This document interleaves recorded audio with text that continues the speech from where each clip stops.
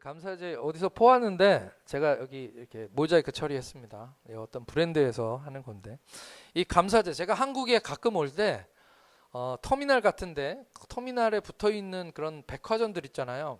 거기에 보면 이렇게 가끔 감사제라는 포스터들이 붙어 있는 것을 제가 봤습니다. 어, 취지는 그런 거죠. 올해도 함께 해주셔서 성원에 감사합니다 하면서 감사하는 마음으로 어떤 뭐 그런 행사를 여는 것인데요. 사실 이 감사제가 감사하는 마음으로 드리는 축제 뭐 그런 뜻입니다. 근데 사실은 우리가 다 알죠. 이거 장사하려고 예, 더 많이 팔기 위한 어떤 그런 프로모션 상술입니다. 모르는 사람이 없죠. 감사제라는 이름이 붙어 있지만 사실은 감사는 별로 없습니다. 매년 추수감사주일이 돌아옵니다. 저희 교단은 1월 16일 날 드리기로 했습니다. 추수감사절을 지키는 이유가 뭡니까? 추수감사절을 지키는 이유는 감사하자는 것이죠. 감사제 맞습니다. 감사제. 네. 감사. 다 같이 감사합시다. 하고 얘기를 하면 우리가 감사할 수 있을까요? 감사는 사실 시켜서 할 수 있는 것이 아닙니다. 습관을 만들 수는 있습니다. 아이들에게 우리가 하죠. 야, 감사합니다 얘기해야지. 뭘 주면 아이들에게 교육시킵니다. 땡큐 감사합니다. 이렇게 우리가 아이들에게 감사를 가르쳐서 습관이 될 수는 있습니다. 그래서 아이들도 습관을 따라서 누가 뭘 주시면 감사합니다 이렇게 인사를 하죠. 하지만 그 마음속에서 우러나오는 감사는 사실은 이렇게 훈련시킨다고 되는 것이 아니라는 것이죠. 저는 개인적으로 이 감사를 묵상하면서 감사는 100% 은혜에서 나온다라는 결론을 얻었습니다. 은혜를 알면 감사가 나옵니다. 나를 낳으시고 기르신 은혜, 그것을 알면 부모님께 감사할 수 있겠죠. 우리 스승의 날 때마다 저도 가끔 연락을 받는데 이제 다 잊어버렸나 봐요. 제가 가르쳤던 친구들이 스승의 날에 점점 연락을 안 하는 것을 봅니다. 제가 좋은 스승이 아니었나 봅니다. 어쨌든 나를 가르쳐 주신 그 선생님, 스승의 은혜를 생각하면 감사할 수밖에 없는 거죠. 우리가 드리는 이 하나님께 드리는 감사도 사실 진공에서 나오는 것이 아닙니다. 은혜에서 나오는 것이죠. 그래서 감사가 넘치는 삶은 은혜가 넘치는 삶이라 할 수 있겠습니다. 은혜를 가만히 생각해 보면 은혜는 갚을 수 있는 것이 아닙니다. 옛날에 어떤 선교사님이 사정이 어려운 한 청년을 집에 들이셨습니다. 같이 살자. 네가 너무 힘드니까 같이 살자. 이렇게 했습니다. 1년 동안 그 청년과 함께 같이 남을 집에 데리고 와서 같이 산다는 게 쉬운 일이 아니죠. 그냥 무료로 사는 겁니다.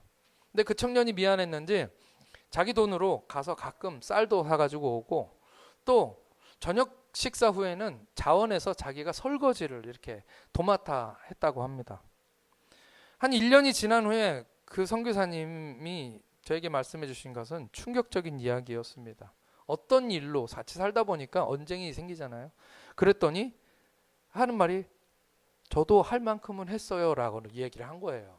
근데 그것이 그 선교사님에게 굉장히 상처가 되었습니다. 사실은 호의를 베풀었는데 그 호의를 본인이 설거지하고 그걸 갚았다고 생각하는 거예요. 네. 갚을 수 있으면 그것은 저는 은혜가 아니라고 생각합니다. 은혜하면 떠오르는 이야기가 있습니다. 제가 자주 하는 이야기인데요. 한 사업가가 스승을 찾아왔습니다. 그 선생님에게 부탁을 하기 위해 찾아왔죠. 3천만 원만 빌려달라는 것입니다. 옛날이니까요. 3천만 원은 꽤 큰 돈이었습니다. 사랑하는 제자가 오죽 어려우면 이렇게 어려운 부탁을 했을까 싶어서 쉽지 않지만 그 스승이 그 3천만 원을 빌려줬다고 합니다. 3년이 지난 후에 그 제자가 다시 찾아왔습니다.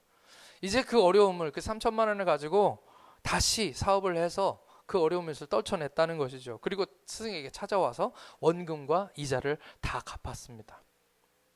그리고 3년이 된 후에 그 스승이 다시 찾아왔습니다. 제자가 다시 스승을 찾아왔습니다. 그 스승에게 고맙다, 감사합니다. 우리 선생님 때문에 제가 이렇게 다시 재기하게 되었습니다. 감사합니다.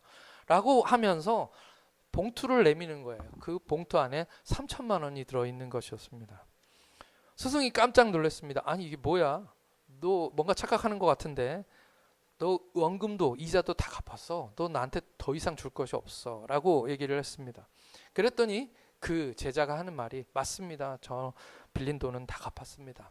하지만 은혜는 아직 다 못 갚았습니다. 이 이야기가 우리에게 주는 교훈이 있죠. 돈은 은혜가 아닙니다. 은혜는 그 돈 깊은 곳에 숨겨져 있는 마음입니다. 그것이 은혜라는 것이죠. 저는 이 이야기가 은혜에 대해서 가장 잘 설명해주는 그런 이야기라고 생각합니다.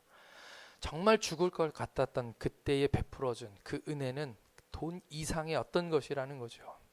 은혜를 갚으면, 돈을 갚으면 은혜가 없어지나요? 그렇지 않습니다. 갚아도 은혜는 계속 남는 거죠. 우리에게는 그런 사람이 한 사람쯤은 있습니다. 오늘 말씀은 우리가 잘 아는 예수님의 비유입니다. 포도원 주인이 일꾼을 불러서 일 시키는데요. 오전 9시에 장터에 나가서 잡부들, 일용직 근로자들을 고용합니다. 그날 만난 사람들이죠. 근데 그 사람들도 직업이 딱 정해져 있는 직장이 아니기 때문에 매일같이 나가서 기다렸다가 자기를 불러주면 가서 일하는 그런 사람들입니다. 계약 조건은 그때 당시 문화로서 당연히 한 데나리온입니다. 이것은 모든 사람에게 정해져 있는 그런 그때 당시 시세죠. 3시간 후에 주인이 다시 장터에 나가보니 놀고 있는 사람이 있는 겁니다. 12시죠. 정오에 사람들을 불러서 다시 포도원에 데려가서 일을 시킵니다. 똑같이 오후 3시에도 나가보니 사람들이 있어서 또 그들을 불러들였다는 것이죠. 오후 3시에 일이 6시에 마칩니다. 6시, 오후 6시에 마치니까 사실은 3시에 들어갔어도 3시간밖에 일 안 한 거죠. 그런데 정말 이상한 것은 이 주인이 오후 5시에도 나가봤다는 거죠. 오후 5시에 나갔는데 상터에 놀고 있는 사람이 또 있는 겁니다. 1시간밖에 남지 않았는데 이 주인은 참 돈이 많아서인지 모르지만 그 사람들조차도 불러서 포도원에 가서 일을 시킵니다. 6시에 이제 일과가 끝나고 나서 그리고 품삯을 정산할 시간이 왔습니다. 1시간밖에 일 안 한 사람부터 불러서 그들에게 돈을 줍니다. 그런데 깜짝 놀랄 만한 일이 일어났습니다. 뭐냐 하면 1시간밖에 일하지 않은 사람에게 한 데나리온, 하루 품삯을 다 준 것입니다. 지금으로 따지면 한 15만 원에서 20만 원 되겠죠. 큰 돈입니다. 그 돈을 1시간밖에 일하지 않은 사람에게 준 것입니다. 깜짝 놀랐습니다. 사람들은 다들 조금씩 기대감이 생기기 시작했습니다. 3시간 일한 사람이야 똑같이 받겠죠. 하지만 6시간 일한 사람은 한 데나리온보다는 더 주겠다라는 그런 생각을 기대를 가졌던 거죠. 그런데 어떻게 되었습니까? 똑같이 한 데나리온을 주는 것입니다.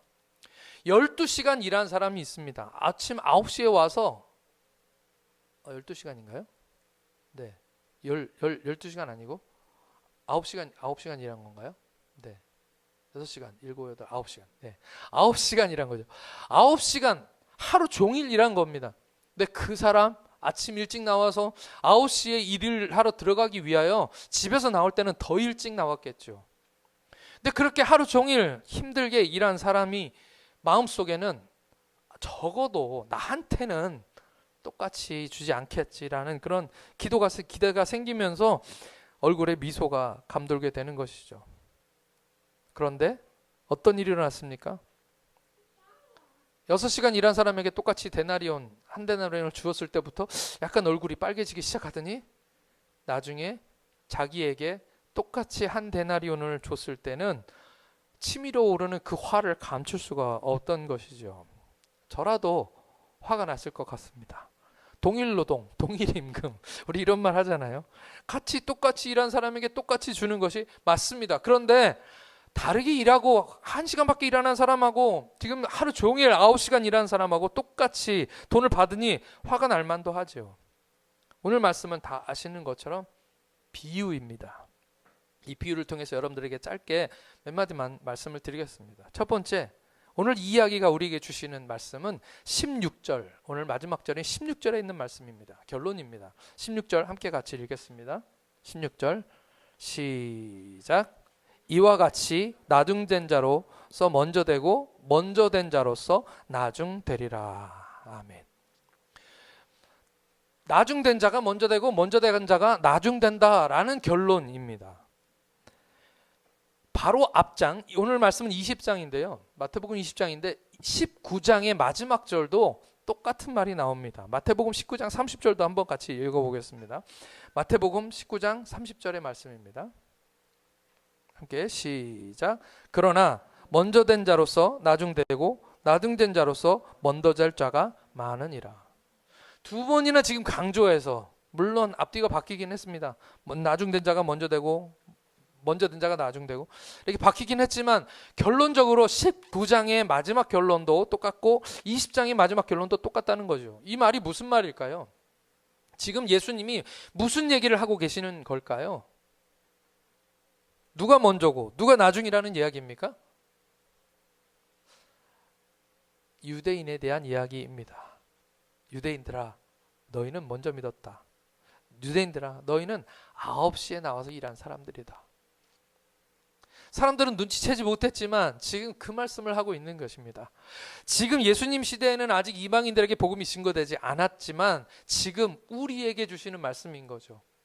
이방인들이 먼저 될 수 있다라는 그런 이야기입니다. 1시간밖에 일 안 하지 않은 자, 그들은 이방인에 대한 이야기라는 것이죠. 유대인들은 선택받은 사람들입니다. 율법을 힘들게 지켜왔습니다. 그런데 이방인들이 쉽게 값없이 구원받은 것을 보니 나중에 바울 시대에 시기가 난 것입니다. 한 시간은 일한 것이 아닙니다. 사실은 1시간은 사실 들어가고 나가고 준비하고 사실 그들이 들어와서 기껏 했다고 해도 1시간밖에 일하지 않았으니 막 열심히 하는 신용을 했을 겁니다. 하지만 그들이 할 수 있는 일하고 뭐냐면 사람들이 하루 종일 일하고 들어오면서 가져온 그 장비들 물에 씻는 것 정도였지 않을까 싶습니다. 아무것도 일하지 않은 이방인들에 대한 이야기입니다. 두 번째, 오늘 우리에게 주시는 두 번째 말씀은 유대인들에게 뭐라고 말씀하시냐면 약속한 대로 받을 것은 다 받았다라는 말입니다. 너희들에게 약속한 거 다 받았다. 네. 원래 약속한 것이 무엇입니까? 한 데나리온이죠. 원래 억울할 것이 없는 게 뭐냐 하면 들어올 조건이 한 데나리온이었습니다. 한 데나리온 약속했으니까 약속한 거 받았으니 너희가 억울할 것이 없다라는 이야기입니다. 그러면 이것을 유대인들에게 적용해 본다면 무엇일까요? 너희들에게도 구원의 기회가 있었다라는 것이죠. 똑같다. 이방인들과 마찬가지로 너희들도 구원받고 하나님의 자녀되고 하나님의 백성 되는 것, 그것이 가장 큰 복이다. 근데 뭐가 억울하냐라는 그런 이야기인 것이죠. 문제는 나는 이렇게 힘들게 받았는데 너희들은 왜 이렇게 쉽게 받아? 라는 것입니다. 무엇입니까? 다른 사람과 비교하니까 불쾌해지기 시작한 것입니다. 원래는 행복했는데 다른 사람과 비교하니까 갑자기 내가 불행해지기 시작한 것입니다. 내 손에 주어진 것은 무엇입니까? 여러분들에게 가진 것은 무엇입니까? 저는 소나타를 탑니다. 저 소나타는요, 제가 피지에 가기 전에 한국에서 살 때 그때 당시에는 소나타를 타면 잘 사는 사람이었습니다. 네, 그죠? 제 생각에 소나타 이상 타는 사람들은 다 잘 사는 사람, 이 생각을 가지고 있었습니다. 물론 차가 연식이 한 15년 되긴 해 14년 됐지만 어쨌든 저 소나타 이상을 몰고 다닐 정도면 한국에서는 한국 사람 치고는 잘 사는 사람입니다. 잘 산다는 사람은 노말, 보통보다 잘 산다는 뜻입니다. 대부분은 잘 살아요. 우리 한국 사람들은. 외국에서 오신 분들은 조금 더 어려우시지만 그래도 비교하면 제가 볼 때 한국에서 열심히 일하면 네팔에서 또는 외국에서 일하시는 것보다는 아마 잘 사실 겁니다. 우리가 가진 것에 비하면 우리는 사실은 지금 당장은 불행한 것이 없습니다. 그런데 자꾸 다른 사람 바라보기 시작하고 다른 사람, 나보다 잘 사는 사람, 나보다 잘 먹고 잘 사는 사람, 이번에 TV에 이재용 회장이랑 젠슨 황인가요? 세계 진짜 엄청난 부자, 그중에 22조를 가진 한 사람, 그 사람 SK 회장님인가요? 그분이 22조 가진 것이 초라할 정도로 그 세 사람이 앉아서 치킨 먹방을 해서 지금 TV에서 유명합니다. 저 사람들이 가진 저 돈은 얼마나 많을까? 저 사람들 이재용 씨가 입었던 옷이 또 유행이래요. 또 부자가 입은 옷이니까. 그런 것을 보니까 자꾸 내가 초라해지고 저 사람들은 오늘 골든벨, 나는 여기 오늘 온 사람들에게 모두 공짜로 돈을 쏠 겁니다. 여러분 마음대로 먹으세요. 좋은 거 먹으세요. 맛있는 거 먹으세요. 그 자리에 식당에 같이 있었던 사람들은 참 땡 잡았죠. 복 받았습니다. 근데 어쨌든 그렇게 할 수 있는 재력과 능력이 있는, 돈 있는 사람들을 보니까 갑자기 제가 초라해지는 겁니다. 비교하지 않는 여러분들 되시길 축복합니다. 디모데전서 6장 6절에서 9절 말씀입니다. 이것이 삶의 비결, 행복의 비결입니다. 6장 6절에서 9절 말씀 시작. 그러나 자족하는 마음이 있으면 경건은 큰 이익이 되느니라. 우리가 세상에 아무것도 가지고 온 것이 없음에 또한 아무것도 가지고 가지 못하리니 우리가 먹을 것과 입을 것이 있은즉 족한 줄로 여길 것이라. 부하려 하는 자들은 시험과 올무와 여러 가지 어리석고 해로운 욕심에 8절까지 읽었나요? 우리가 먹을 것과 입을 것이 있은즉 족한 걸로 enough, 충분한 걸로 여길지니라 라는 말씀입니다. 일단 나에게 있는 것, 그것이 사실은 가장 좋은 것입니다. 비교하면 불행해집니다. 세 번째로 주시는 말씀은 무슨 말씀이냐면요, 따라합시다. 내 맘이다. 내 맘이다. 지금 주인이 하는 이야기가 뭡니까? 내 마음이다. 내 마음대로, 내 것 가지고 내 마음대로 하는데 왜 네가 나한테 뭐라고 하느냐라는 것입니다. 이 말씀 무엇일까요? 세상도 내 것이고 구원도 내 것이고 너희들도 내 것이고 저들도 내 것이다. 다 내 것이다. 그러니 나는 내 마음대로 할 수 있다라는 말씀입니다. 사람이, 세상에 어떤 누군가가 돈 많은 사람이 이 말을 했다고 그러면 우리가 기분이 나쁘겠죠. 그러나 하나님이 이 말씀을 우리에게 주시는 것입니다. 내 마음이다. 유대인들 구원하는 거 내 맘이고 이방인들 구원하는 것도 내 맘이다. 나는 내가 하고 싶은 것을 한다 라는 말씀입니다. 그것이 바로 하나님의 주권이시죠. 하나님은 신실하시고 하나님은 선이십니다. 완벽한 선이시기 때문에 그 하나님이 하시는 모든 일은 사실은 선한 일입니다. 그래서 하나님이 선하시다라는 것은 우리에게 큰 축복인 줄 믿습니다. 오늘 14절 15절에 이렇게 말씀하고 있습니다. 내 것을 가지고 가라. 네 것을 가져가라. 한 달란트, 한 데나리온. 나중은 이 사람에게 너와 똑같이 주는 것이 내 뜻이다. 내 것을 가지고 내 뜻대로 할 것이 아니었냐. 내가 선함으로 네가 나를 악하게 보느냐. 오늘 네 번째로 주시는 말씀입니다. 내가 선함으로 네가 나를 악하게 보느냐. 약속한 대로 한 데나리온 받은 사람이 주인에게 하루 종일 더위와 싸워 일한 나를, 힘들게 고생한 나를, 더위와 싸우면서 땀이 범벅이 되면서 열심히 일한 나를 겨우 한 시간밖에 일 안 한 저 사람하고 똑같이 취급합니까? 라고 지금 화를 내고 있는 겁니다. 하지만 지금 말씀하시는 것은 뭡니까? 주인은 잘못한 것이 없습니다. 약속한 대로 받았기 때문이죠. 오히려 덜 일한 사람, 한 시간밖에 일 안 한 사람, 불쌍한 사람에게 도와준 것은 선을 베푼 것이죠. 하나님이 선을 베풀었는데 왜 네가 화를 내냐라는 것입니다. 이방인들을 구원하신 것은 하나님의 선입니다. 죄인으로 살면서 우상 숭배하는 사람들을 구원하신 것은 하나님의 선의입니다. 그런데 왜 유대인들아 너희들이 화가 나느냐라고 말씀하시는 것이죠. 하나님은 선하신 하나님이십니다. 할렐루야. 하나님이 하시는 모든 일들은 다 선한 일입니다. 마지막입니다. 이것은 결론인데요. 이 이야기를 읽을 때 저는, 여러분들은 어떤지 모르지만 이 이야기를 읽을 때 그래도 그건 좀 너무하지 않나라는 생각이 저는 들었었습니다. 그래도 하루 종일 고생했는데 단돈 1,000원이라도 좀 얹어주시면 얼마나 좋았을까라는 생각을 하게 되었던 거죠. 예. 주인이 엄청 부자인 것은 확실한데 왜 안 주셨을까? 왜 한 푼도 더 안 주셨을까? 왜? 이것을 묵상하면서 저는 무슨 생각이 들었냐면요. 지금 언쟁이 벌어지고 있는 이 순간, 지금 이 하루 종일 일한 사람이 와서 주인과 언쟁을 벌이고 있는 이 순간에 한 데나리온 받은 사람은 뭘 하고 있었을까입니다. 물론 먼저 받았으니까 좋다고 막 뛰어서 집에 갔을지도 모르겠습니다. 그런데 만약 그곳에서 이 광경을 그냥 지켜볼 수밖에 없었다면 그는 어땠을까요? 모든 일이 지금 자기 때문에 일어난 일입니다. 하루 종일 일한 사람 좀 미안하죠? 예, 하루 종일 일하는데 나는 아무것도 안 했는데 그 사람한테도 미안하고, 뭐 그렇다고 해서 이 사람이 크게 잘못한 것은 아닙니다. 대부분 당시의 일용 근로자들은 하루 벌어서 하루 살았습니다. 그나마 일이 없으면 가족들과 함께 배고픔 속에서 굶주리며 아마 잠이 들어야 했던 그런 사람들이죠. 사실 여기 하루 종일 일한 사람과 1시간 일한 사람 다 똑같은 형편입니다.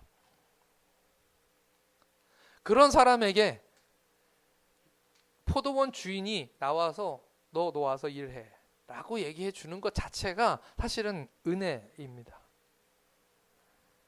당연히 여기 1시간 일한 사람은 아무 말도 할 수가 없었을 겁니다. 어딘가 숨고 싶었을 수도 있을 겁니다.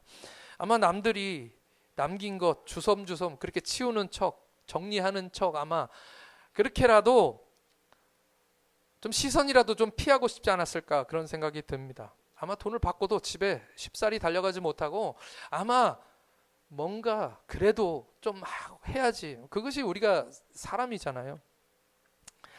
사람들에게 미안하고 나 때문에 항의를 받고 있는 주인이 고마우면서도 똑같이 주는 게 내 뜻이다라고 얘기했을 때는 그 마음이 얼마나 감사하고 고마웠을까요? 그 자리에 그냥 가만히 서 있지만은 못했을 것입니다. 그래서 오늘 하나님께서 주시는 이 마지막 말씀은 1시간밖에 일하는 사람은 바로 나다라는 말씀입니다. 1시간밖에 일 안 한 사람은 바로 나다. 가만히 보면 유대인들에게 미안합니다. 왜냐하면 유대인들은요, 오랫동안 선민으로 하나님을 섬기면서 율법 지키는 것이 굉장히 어려운데 그 율법 하나하나 지켜가면서 이방 민족들하고 자기가 믿는 하나님의 신앙 지키기 위해서 그 평생이 아니라 그냥 역사 속에서 계속해서 그렇게 싸워왔던 그런 민족입니다.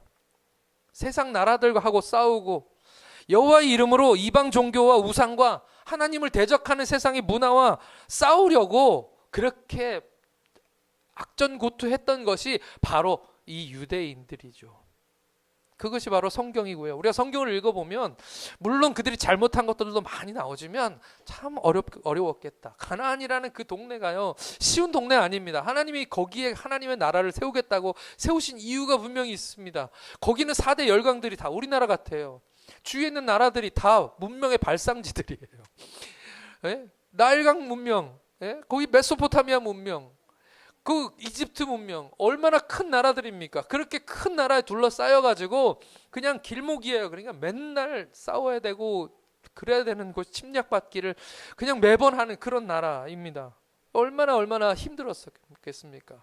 그 힘들게 여호와 신앙을 지키겠다고 그들이 싸웠던 그런 민족인데요. 비록 하나님을 잘 몰라서 그들에게 온 메시아를 십자가에 못 박아 죽였지만 지금도 어쩌면 자기들만의 어떤 신앙을 지키기 위해서 싸우고 있는 사람들이 저 바로 유대인입니다. 지금 이란하고 전쟁하고 있죠. 안타깝습니다. 그에 비하면 저희는 어떤가요? 일단 저희는 이방인이고요.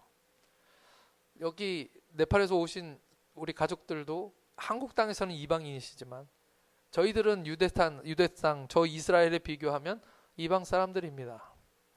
조상 대대로 우상을 섬기면서 이 전국 각지의 산마다 좋은 산은 전부 다 우상으로 가득하고요.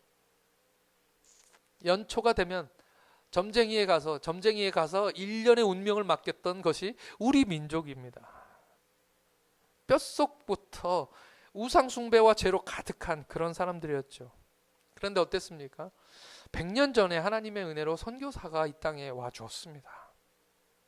그 선교사가 와주지 않았으면 아직도 우리는 조상신을 섬기고 무당을 찾아가고 말 못하는 우상에게 그렇게 절하고 행운을 빌고 그렇게 살았을 것입니다. 죄를 밥 먹듯이 지으면서 육체의 욕심을 따라서 육체와 마음이 원하는 것을 하며 다른 모든 사람들과 같이 본질상 진노의 자녀로 살았을 겁니다. 그런데 저를 구원하려고, 저 같은 죄인을 구원하려고 하나님께서 누군가를 감동시키시고 그 감동받은 선교사가 말도 안 통하는 이 조선 땅에 100년 전에 와서 두드려 맞고 죽임을 당하고 토착병에 걸려서 자기 자녀를 땅에 묻으면서도 끝까지 자기 나라로 돌아가지 않고 저희들에게 복음을 심어 주었습니다. 그렇게 우리나라는, 대한민국은 복음을 듣게 되었습니다. 우리나라에 전쟁이 일어났습니다. 6.25 전쟁 때 소련제 탱크를 몰고 내려온 공산군에 의해서 공산화될 뻔했죠. 부산까지 사람들은 도망갔습니다. 만약 그렇게 전쟁이 끝났으면 우리나라는 공산화되어서 아바이 수령동지를 신으로 모시면서 그렇게 살았을 텐데, 국제 정세에 대해서 우리가 잘 모르지만 어쨌든 하나님의 은혜로 인천 상륙작전이라는 그런 대규모 전쟁을 통해서, 작전을 통해서 전세가 완전히 뒤집어지고 우리나라는 지금 자유 대한민국이 되었습니다. 언제 어디서나 내가 믿고 싶은 하나님을 마음껏 믿을 수 있는 나라가 바로 우리나라입니다. 이렇게 살 수 있는 것이 하나님의 은혜지요. 지금도 우리나라의 절반인 저 북한 땅에는 아직도 예수를 믿으려고 하면 숨 죽여야 되고 지하 땅굴 속에 들어가서 예배를 드려야 되는 사람들이 저기에 살고 있지 않습니까? 그렇게 복음을 심어준 나라가 우리 대한민국인데 그래도 안 믿을 사람들은 안 믿죠. 근데 저 같은 경우 저희 어머니가 어렵게 먼저 예수를 믿으셨고 어릴 때부터 교회 나가게 되었습니다. 또 좋은 목사님들, 좋은 교회 만나서 수련회 때 은혜 받고 그때 예수님을 제 마음속에 영접했습니다. 그때 제가 예수 안 믿었으면 어떡할 뻔했나요? 아마 여러분들도 여러분들만의 스토리를 가지고 계실 겁니다. 참 놀랍습니다. 하나님의 은혜이지요. 은혜 받은 사람은 주장할 것이 없습니다. 은혜 받은 사람은 미안한 것뿐입니다. 고마운 것뿐입니다. 감사한 것뿐이죠. 불평이 없습니다. 1시간밖에 일하지 않은 사람이 하루 종일 일하는 사람들 앞에서 불평할 수 있겠습니까? 그냥 나는 받은 것이 은혜입니다. 그러니 그냥 묵묵히 내 할 일을 열심히 하는 것이죠. 고마운 것뿐입니다. 제가 결혼할 때쯤에 이제 결혼 날짜 받아놓고 친구들을 만났습니다. 진짜 오랜만에 중학교 때 친구를 만났는데 제 친구들이 제 아내 사진을 보더니 귓속말로 저에게 야, 너 제주 좋다 이러는 겁니다. 신부가 이쁘다는 거죠. 네. 그런데 그 친구가 모르는 것이 다 하나 있습니다. 제가 제주가 좋은 것이 아니라 은혜입니다. 은혜. 네. 전 지금도 그렇게 생각합니다. 아내는 제가 이런 말을 하는 걸 되게 싫어하지만, 네. 저희 애들은 태어나 보니까 아버지가 선교사예요. 태어나 보니까 아버지가 선교사입니다. 돈을 못 벌어요. 네. 선교사를 그만둬서 애들이 되게 좋아했는데 교회를 개척했습니다. 성도가 없습니다. 어제 같이 낙엽을 저희가 쓰는데 오늘 아침 오니까 다시 제자리로 돌아가서 낙엽이 그대로 쌓여 있었는데 감사한 것은, 제가 빗자루질을 하면서 감사했던 것은 뭐냐면 저희 아이들이 군말이 없습니다. 낙엽을 쓸자 하면 같이 쓰는 겁니다. 요즘 애들이 그런 애들이 없죠. 제가 자랑하는 게 아니라 제가 느끼는 은혜, 제가 받을 만한 것이 제가 받지 만한, 말이 어렵네요. 제가 받을 만한, 그것을 받을 만한 사람이 아닌데 저에게 주어진 것들입니다. 이것을 제가 은혜라고 여러분들에게 간증하고 있는 것이죠. 저에게 주신, 값없이 주신 은혜입니다. 제가 둔포에서 교회를 이제 시작하고 저희는 저희들만 예배드릴 줄 알았습니다. 저희 가족들만 예배드릴 줄 알았습니다. 그런데 이 작은 교회에 처음부터 함께 해주셨던 분들, 그리고 함께 해주시는 지금 예배드리는 곳에 있는 분들이 있습니다. 다 하나님의 은혜입니다. 오늘 찬양이 은혜가 되는 것은 내가 누려왔던 모든 것들이, 내가 지나왔던 모든 것들이, 내가 걸어가는 모든 순간이 당연한 것인 줄 알았는데 그것이 아니라 은혜였다라는 것입니다. 그래서 불평할 것이 없는 거죠. 하나도 없습니다. 감사하고 매 순간순간마다 하나님께 감사할 수밖에 없는 거죠. 능력 많은 사람들, 돈 많은 사람들, 하는 것마다 척척 잘 해내는 사람들은 아마 절대 이 은혜가 뭔지 모를 겁니다. 은혜는 약할 때만 알 수 있습니다. 내가 약하다는 것을, 내가 부족하다는 것을 깨달을 때만 알게 되는 것이 바로 은혜입니다. 사람들이 병들었을 때 하나님을 만납니다. 사업이 망하거나 어려운 일을 당했을 때, 가난할 때, 배고플 때, 그럴 때 주님을 만납니다. 왜 그렇습니까? 천부여 의지 없어서 손들고 옵니다. 주 나를 외면하시면 내가 어디 가리이까. 천부여 의지 없어서, 세상에 의지할 것이 아무것도 없어서 손들고 주님 앞에 나와본 적이 없는 사람들은 이걸 이해할 수가 없는 겁니다. 내 죄를 씻기 위하여 피 흘려 주신 주, 곧 회개하는 마음으로 주 앞에 옵니다. 왜 1시간밖에 일하지 않은 사람에게 하루 품삯을 다 주었을까요? 모릅니다. 이유를 모릅니다. 왜 1시간밖에 일하지 않은 사람에게 무슨 이유로 이 부자 포도원 주인이 하루 품삯을 다 줬을까요? 이유를 모르겠습니다. 하나님이 왜 나를 사랑하시는지, 하나님이 왜 나 같은 사람을 이렇게 사랑하시는지, 왜 나를 이렇게 특별히 대우하시는지 알 수가 없습니다. 나를 들여다보면 볼수록 더 모르겠습니다. 왜냐하면 그냥 내 안에는 못난 것들만 보이니까요. 그냥 은혜입니다. 받을 것 다 받았는데도 불평이 나옵니까? 그러면 은혜를 잃어버린 것입니다. 아까 말씀드렸지만 6시간 일한 그 사람도 은혜 받은 사람입니다. 아침에 장터에 나가서 일하라고 불러주지 않았으면 애들과 굶주린 배를 붙잡고 잠이 들었어야 되는데, 그때 그 당시에는 나를 불러준다는 것이 얼마나 고마웠고 감사했는지 모릅니다. 아침에 9시에 들어가서 일을 하면서도, 더위와 싸우면서도, 힘든 일을 하면서도, 땀을 뻘뻘 흘리면서 일을 하면서도 그 삶이 기뻤던 것은 뭐냐면, 내가 이제 집에 들어갈 때 이 한 데나리온을 가지고 장터에 가서 물건을 사서 아이들과 함께 맛있는 것을 먹고 따뜻한 집에서 잘 수 있다라는 그 기쁨 때문에 이 사람은 아마 하루 종일 열심히 일을 했을 것입니다. 그런데 그 기쁨, 그 은혜를 다 빼앗겨 버렸습니다. 감사를 빼앗겼습니다. 왜냐하면 다른 사람과 비교하기 시작했거든요. 일하고 싶어도 일하지 못하는 사람이 당시에는 너무 많았습니다. 그것도 은혜였는데 그 은혜를 잊어버리게 된 거죠. 빼앗겼습니다. 추수감사 주일이니까 감사 헌금도 하고 헌금 봉투에다가 있는 감사 없는 감사 막 쭉쭉 짜내가지고 그렇게 감사 헌금을 적어드리면 하나님이 기뻐하실까요? 우리 교회는 감사 헌금 봉투가 없습니다. 아마 다음 주에도 준비되지 않을 겁니다. 추수감사 주일인지 모르고 어떤 분들은 교회에 왔다가 주보에 간지로 이렇게 끼워져 있는 봉투를 보고 아, 오늘 추수감사 주일이네 라고 생각하면서 주머니에서 주섬주섬 돈 꺼내가지고 거기다 넣고 감사 제목 써야 되니까 써가지고 그렇게 헌금하면 하나님이 기뻐하실까요? 감사 없는 감사 헌금을 하나님께서 기뻐하시겠습니까? 2주나 남았는데 추수감사주일 설교를 제가 하고 있습니다. 제가 이 말씀을 여러분들에게 드리는 이유는 우리는 그렇게 하지 말자라는 것입니다. 진정한 감사제를 2주 동안 준비하자라는 말씀입니다. 우리에게 주신 은혜가 무엇입니까? 그것을 가지고 하나님을 기쁘게 해드리자라는 것입니다.